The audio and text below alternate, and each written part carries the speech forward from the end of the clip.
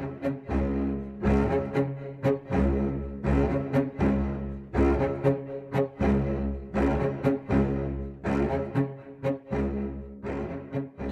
there. Thank you for joining me on this new podcast, Tell Me a True Crime Story. I'm your host, Holly. I'm so happy that you're listening and giving me a shot. This is my 5th episode. In episodes 2, 3, and 4, I covered a story about the Deltona Massacre.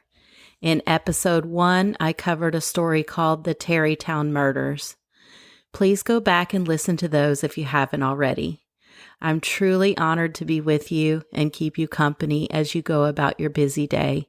I hope that you are happy, healthy, and safe. Now, let me tell you a true crime story. Tell me a true crime story. Today I have a special guest with me. She's very special to me. She's my daughter, and her name is Bria.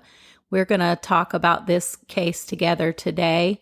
And I'm just going to start out by letting Bria introduce herself and tell you whatever she wants to share about herself. Hey, Bria. Hey, my name's Bria. I'm Holly's daughter. I'm also a true crime lover. I probably get that from her. Just kind of growing up listening to true crime with my mom. I'm a student. I'm currently studying health sciences. I'm working in a vet clinic as a veterinary technician. I've been doing that a long time. I'm a big animal and cat lover. I have 2 cats of my own. They're basically my kids. Mm-hmm. And then my grandkitties. Yeah. And then I have a fiance named Jeff, and we're getting married next year in March. So that's pretty much everything you need to know about me. Okay, awesome. And thank you, Bria. This is going to be fun to record with you today, but a sad story that we're going to tell. But I'm glad you're here with me today to talk about it together and share it with everybody else. So thank you for being with us today, and we're going to get into this case here. Princeton is a rural community in Worcester County. By the way, I had to look that up because I wasn't sure how to pronounce it, and I think I'm pronouncing it the way that they do in Massachusetts, Worcester County. It's located about 60 miles and an hour and 10 minutes drive west of Boston, Massachusetts.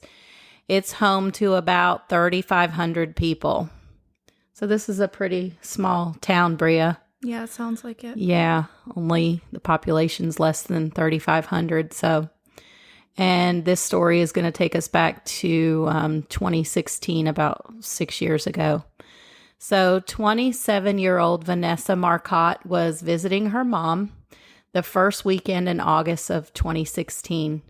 She was to return home to where she lived in New York City later that day. The evening before, on Saturday, August 6th, she'd gone to dinner at Chop House with her dad. It was a beautiful day in Princeton on that Sunday, August 7th, 2016. It was 79 degrees, a little breezy, a few clouds, but no rain. I always like to set the scene for everybody so they can kind of picture things in their head. Yeah, for sure. Yeah. So it sounds like it was a beautiful day. Mm-hmm. And Vanessa was visiting her mom that weekend. It's Sunday. She's about to go home later that day. She probably has work the next day on Monday. And so at 1:15 on that Sunday, she decided to go for a jog. She left her mom's house, which was located on Brook Station Road, at 1:15 p.m. At 2:11 p.m., so roughly almost an hour later, her cell phone went offline. That's something that was discovered, in the investigation. And at 3 p.m., Vanessa had not returned from her run. So her mom, Rosanna, called the police to report her missing. And a search for Vanessa began. The search expanded into neighboring towns, and a Massachusetts State Police helicopter was brought in to assist in the hunt to find her. So that would be very scary to be her mom. Your daughter goes out for a run, and then 2 hours later, she still has not come back. Right. That's about as long as I would wait too. I wouldn't wait any longer because I'd be probably freaking out before that. Yeah. And I can't run for longer than 30 minutes anyways. Okay. So I would definitely be getting freaked out by that time too, and would have called the police. So for sure. Yeah. So that night at around 8:30 p.m., Massachusetts State Police with a K-9 unit found the body of Vanessa a short distance into the woods, only about a half a mile from her mom's house. She had head trauma. Her neck had crushing injuries. Her nose was broken, and parts of her body had been burned. Oh my gosh. Investigators presumed her body had been burned to destroy potential DNA evidence. Gee, how do you do all that so quick? Right? I know. She left at 1:15. For all that to happen. I know. It's unbelievable. She was,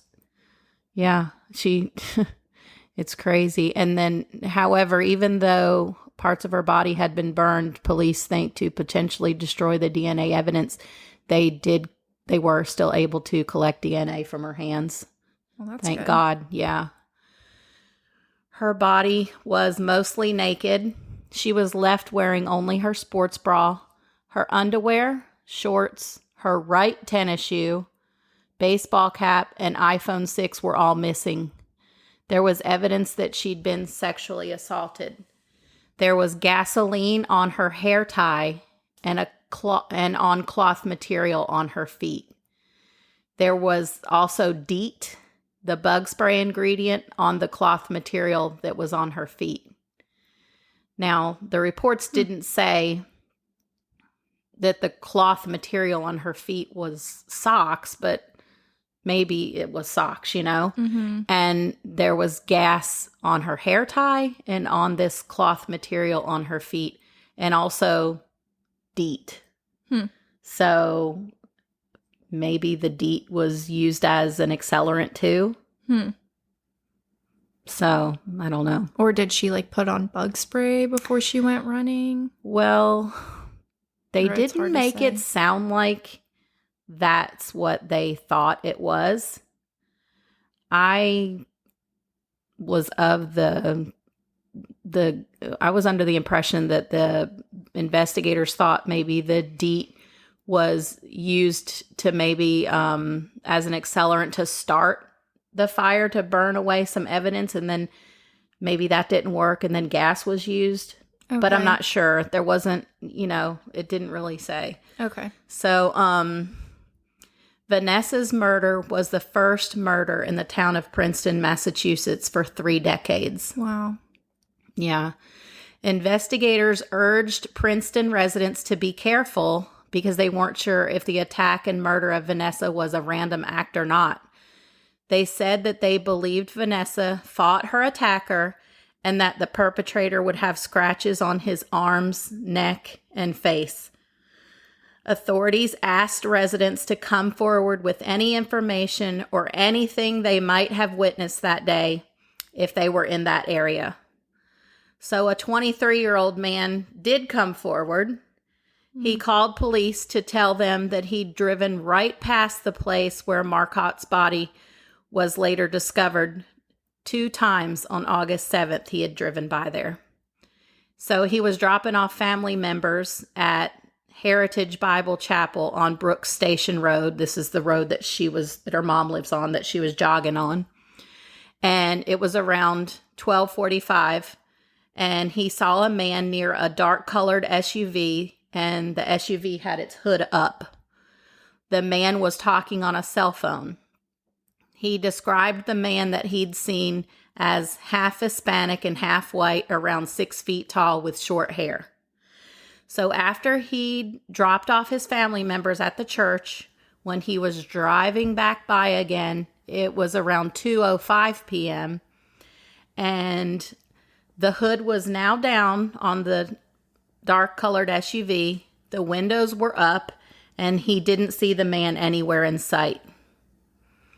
So, yeah, strange. So the DNA collected from Vanessa's hands was run through the system, but there were no hits. The DNA was also sent to the State Crime Lab and Parabon Nanolabs in Reston, Virginia. Parabon performed DNA phenotyping on the DNA obtained from Vanessa's hands. According to Parabon's website, DNA phenotyping is the prediction of physical appearance from DNA.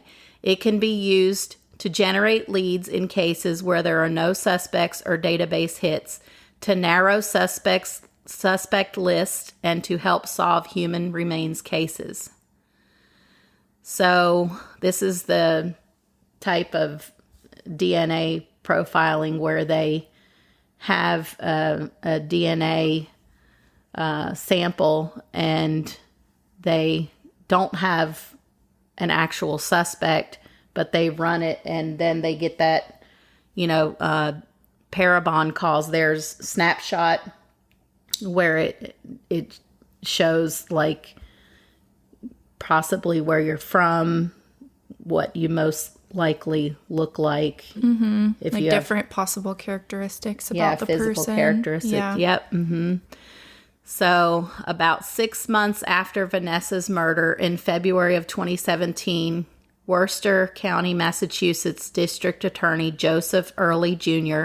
announced at a press conference the results of the DNA profile obtained by Parabon. DA Early said that their suspect was either Hispanic or Latino and had light to medium skin color. Combined with eyewitness statements from the day of the murder, the suspect they were looking for was approximately 30 years old, had a shaved head or very short hair, had an athletic build, was of average height, was Hispanic or Latino, and had light to medium skin color. He may be driving a dark-colored SUV.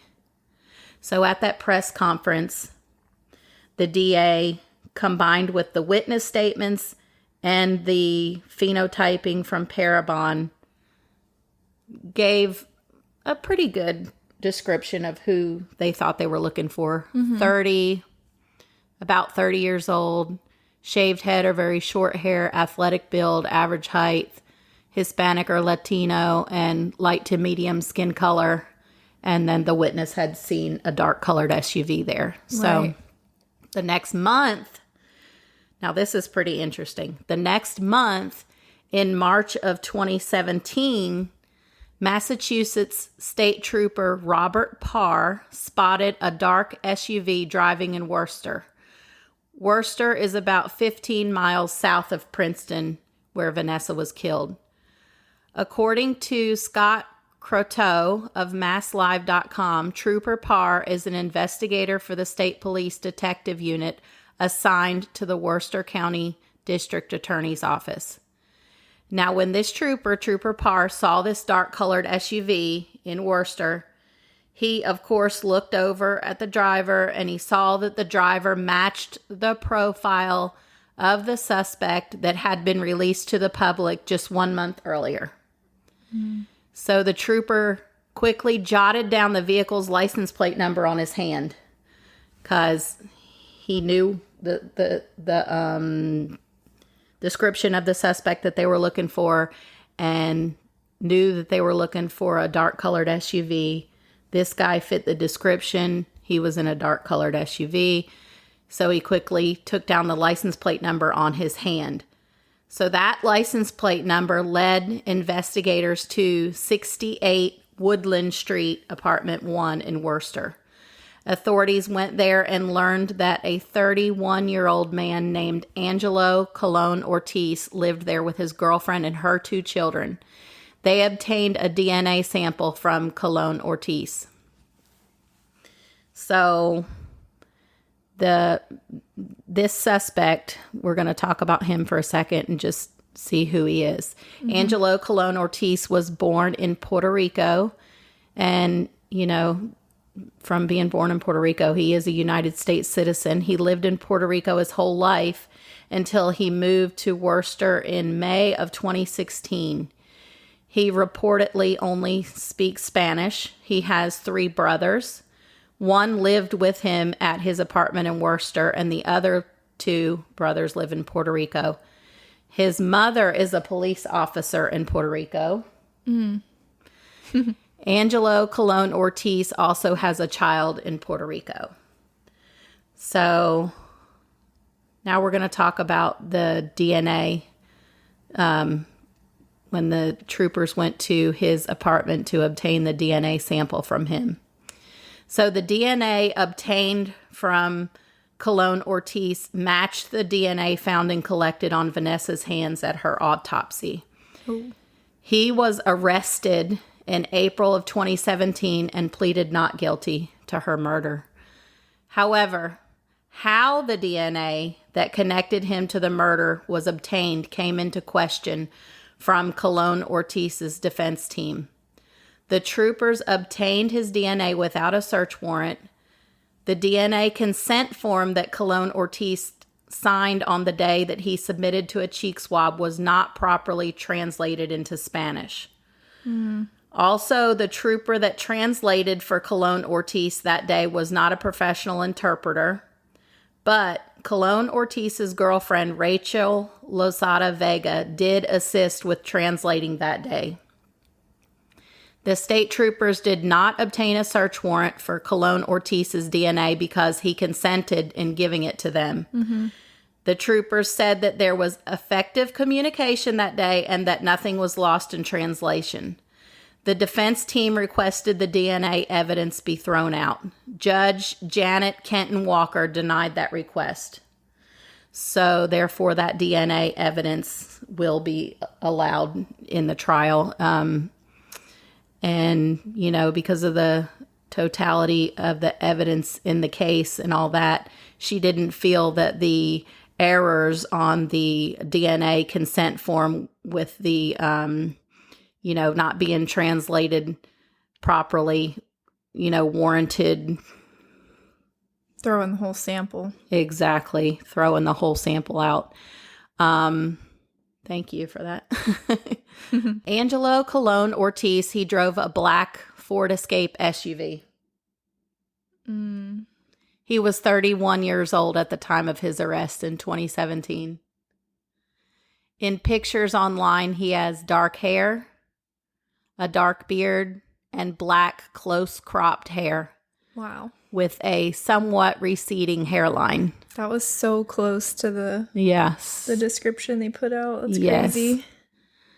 So the police investigation into him revealed that he made FedEx deliveries at the time of Vanessa's murder, and his route often took him through the town of Princeton. He was not at work on the day Vanessa was murdered. He bought $5 worth of gas on the day of the murder at a Safeway about 7 miles away from where Vanessa's body was found. Colon Ortiz's neighbors reported to CBS Boston that he would make nasty, X-rated comments about women and even young girls. He would stare at women walking by. People that they talked to said he creeped them out. I'm creeped out. Yes, me too. So Colon Ortiz's delivery job would require him to visit the post office in Princeton. There, he had interactions with a woman that worked there, and she said that he made sexual comments about her in Spanish, and she presumed that he did not know that Spanish was her first language. Oh, snap. According to several online news articles, the murder trial for Angelo Colon Ortiz will begin this year on December 8th, 2022. So this is not a case that has been resolved yet. Right. He will go to trial in just about 2 months. I'll definitely have to hear the follow-up on that. Right. Well, I guess we'll have to do like an update and, let everybody know what happened there. Yeah. So now let's talk about our victim, a little bit about her and how she lived and who she was. So Vanessa Marcotte was born on June 17th, 1989 to John and Rosanna. She grew up in Leominster, Massachusetts, which is 10 miles northeast of Princeton, where she was murdered. She graduated cum laude. Is that how you say that? Cum laude? Yeah. Mm-hmm. She graduated cum laude from Boston University in 2011. At the time of her death, she was an account manager for Google, and she lived and worked in New York City. She'd worked at Google, her quote-unquote dream job, for about a year and a half. She was passionate about volunteerism, and she volunteered at Harlem Grown. So I looked up this place, Harlem Grown. It looks really super cool. It's an urban farm in Harlem, New York. They grow fruits and vegetables, and they hold community events and programs for the community and for children, and they teach them about healthy eating. And oh, that's so cool. It is really cool. Vanessa enjoyed the outdoors, and she loved the ocean and the beach, especially the beaches in Brewster on Cape Cod Bay. She called the Brewster beaches her quote-unquote happy place. According to her online obituary, she spent many happy summers as a child on Cape Cod alongside her cousins. Vanessa liked skiing, hiking, running, and doing yoga. She participated several times in the Falmouth Road Race and the Brewster Brew Run. So it sounds like the world lost a wonderful woman that day. Yeah, absolutely. And her family surely lost their heart that day. Yeah, absolutely. I can't even imagine. She sounds like a wonderful person. She really does. So on Tuesday, August 16th, 2016, a funeral was held for Vanessa at Brandon Funeral Home in Fitchburg, Massachusetts, followed by a mass which was held at Our Lady of the Lake Church in Leominster. Following the mass, she was laid to rest at Woodside Cemetery in Westminster, Massachusetts. So we will have to update on this case after the trial of Angelo Colon Ortiz and let everybody know what happened in his trial and what the verdict was in that case. Yeah, I will definitely need to know what happens with that. So now we're going to talk about a more recent case. Just briefly, we're going to talk about this case that happened just about a month ago from our recording this. We're recording this at the beginning of October. So at the beginning of September, a 34-year-old woman named Eliza Fletcher was kidnapped around 4:30 a.m. on Friday, September 2nd, 2022, while out jogging near the University of Memphis campus. Her body was found on September 5th, 2022, behind a vacant home. She'd been shot in the back of the head. Have you heard of this case, Bria? I believe I have, actually. Yeah. It's been big news lately. So since then, there have been many social media posts about her abduction and murder, including posts with the hashtag #FinishHerRun. People all over are running to honor her memory. Victim blaming and victim shaming of women joggers has become a trending topic on social media and the subject of conversation within the running community. Some female joggers are angry because they feel that the blame gets misplaced upon the jogger for wearing a sports bra or jogging in the dark. So I can understand that. We always want to place the blame where it belongs, which is on the perpetrator, on the predator, on the bad guy, of course. Right. But I do want to say that, on this topic, there needs to be conversation about safety if you are, well, for women in general, for anybody in general, but especially women that go out jogging and they go out by themselves, there is room and there is a need for conversation about how to keep themselves safe while doing what they love. Absolutely. I agree with that completely. Right. I mean, the cold, hard facts and the reality of the world that we live in is that we have to take responsibility for our own safety because there are people out there lurking, predators, as you said earlier when we were talking, that are looking for, they're sexually motivated and they're looking for an opportunity to hurt somebody, abduct somebody, rape somebody, or, all of the above, and kill somebody that is alone and vulnerable.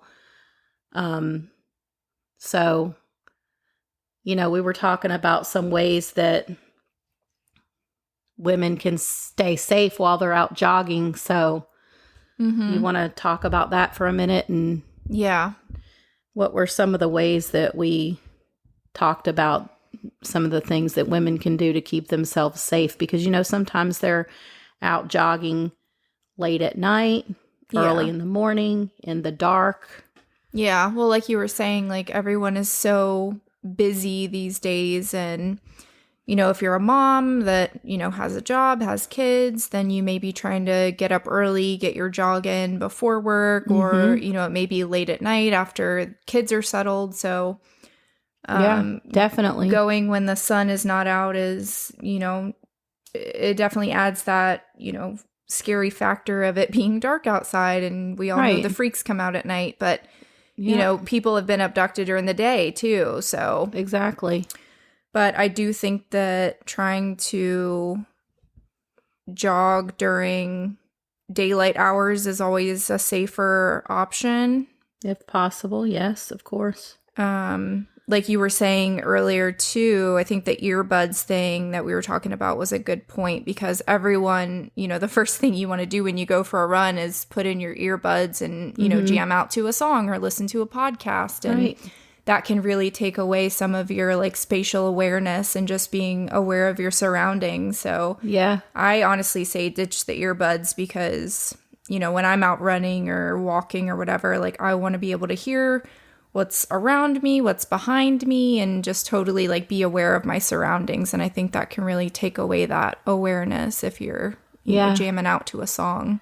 Definitely. Yeah, you have to be aware of your surroundings at all times and limit the possibility of a surprise attack from somebody, that's maybe going to jump out from behind a car or a bush and surprise you. And absolutely. Also, in some of the research that I read, and I was reading online about safety tips and all for joggers, is if you see somebody and they look suspicious to you, look at them in the eyes and let them know, you're not going to surprise attack me. I see you. So I thought that was good too. Yeah, for sure. What are some things that we can carry with us on our person to keep us safe? Yeah, I really like this question because I do not leave my house without my pepper spray. So I would say pepper spray is a great, option for anybody to have with them. Obviously, like, know how to use it, make sure it's not expired, keep it like up to date, restock it when you need to. That's true, because it does go out of date. And some people might not realize that. Yeah, it has an expiration date. Yeah, I probably need to check mine. Right. I also say, like, if you're comfortable with like a small knife, that's a good idea. And I'm very much a self-protection advocate. So if you are someone that has like a concealed carries license and you feel comfortable carrying a gun, even like a small gun in a fanny pack. True.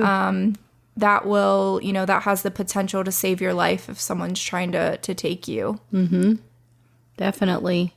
And we were talking about, on online and even on Amazon, they have some sports bras that have little spots that are built in to hold either pepper spray or a knife. Yeah. So I thought that was pretty cool too. Yeah, that's awesome, actually. Yeah. And you'd mentioned to jog with a friend if you can, use the buddy system. Yeah, that's always a smart idea. It's more fun too, especially if you're not going to use earbuds. Yeah, exactly. Yes. If you can talk while you're running. Right. I wouldn't have enough breath to do. Right, exactly. Yeah. I'd be panting like a dog. But anyways. You wouldn't be, but I would. But yeah, always going with a buddy, finding like a walking friend or a jogging friend is always a good idea because, two people are going to be better than one if you get into a situation like that, a scary situation. Yeah, but sadly, we know that's not always feasible because people are on different schedules and yeah. But yeah, if you can, that would be the best bet. That would be a very good, safe way to do it. So yeah. Yeah, I know when I go out for a walk, I always take mace, pepper spray, with me and keep it in my pocket because you just never know. And, if there's going to be like a rogue dog or a crazy person. Yeah. a rogue mean dog. I love dogs, but a rogue crazy dog. Right. Yeah, you just never know. It's better to be safe than sorry. Exactly. So, yeah, those are some tips that, experts recommend and that, are just basic common sense. And we'll talk about more of those in upcoming episodes. And, I'll see if there are any more tips that I can find in my research. Because this is probably going to end up being a series, women who were kidnapped and killed while jogging. Unfortunately, it's happened many times over. And so I guess this will be part one in a series. This case was about Vanessa Marcotte. And I think next time we'll do a case or maybe a couple cases in one episode. We'll see how it works out. But we'll do a case from a little bit further back, maybe in the 90s or something. But yeah, as I said, unfortunately, there are a lot of these cases to cover. So this will probably end up being kind of a long series. So thank you for listening to this episode of Tell Me a True Crime Story. And thank you so much, Bria, for joining me today to talk about this case. And yeah, absolutely. Thank you so much for having me. Yeah, my pleasure. It was fun, and the subject was not fun, but it was fun having you here and doing this together. So this has been episode 5, and I look forward to seeing you in the next episode. Thank you. Bye-bye. Bye. Thank you so very much for listening to this episode of Tell Me a True Crime Story. Please become a part of Tell Me a True Crime Stories podcast family by following me on social media. Facebook and Instagram are at Tell Me a True Crime Story, and Twitter is at Tell Me a TCS Pod. You can really help me out by doing these 3 things. Number 1, sharing the podcast episodes on social media, and remember to post in the comments and tell me where you're from and how you found out about the podcast. Number 2, telling your friends and family about the podcast. And number 3, adjusting your settings to auto-download new episodes as they come out. Thank you so much again for taking the time out of your busy life to help grow our podcast family.